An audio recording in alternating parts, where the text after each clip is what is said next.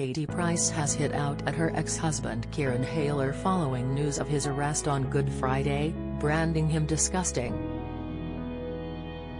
The former stripper, 36, and father of 2 children that he shares with Katie was arrested on suspicion of child neglect and suspicion of possession of a firearm with intent to cause fear of violence. Kieran and glamour model Katie, 44, married in 2013 until their divorce was finalized in 2021 and share children Bunny, 8, and Jet, 9. Katie was seen at London Stansted Airport with her on-off partner Carl Woods and children on Easter Sunday. The media personality was asked if she had any comments on Hayler's arrest, to which she replied, "I just think he's disgusting. He's a disgusting human being," she told The Sun. A spokesperson for Sussex Police told the Mirror on Saturday evening, "A man has been arrested on suspicion of possession of a firearm with intent to cause fear of violence and child neglect. He has been taken into custody for questioning. We will not be commenting further."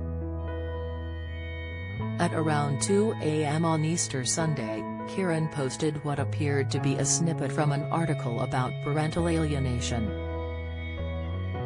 It was headlined, "Parental alienation is child abuse," and went on to attempt to describe what it was and suggest what the primary strategies of an abuser were. He did not reference Katie in the post. Later, Kieran posted a video of Easter treats for his son Apollo that he shares with fiancée Michelle Pentecost and Michelle's boy Valentino from a previous marriage. "Oh, the Easter bunny has been this morning. Excited for Apollo and Valentino to get up and they get to see their stuff." Kieran didn't refer to his children with Katie in the video. It comes after Katie also shared a cryptic Instagram post just hours after the news of Kieran's arrest. The quote read, "A person's true colors will always show within time. You may be fooled for the moment, but be patient and see what happens."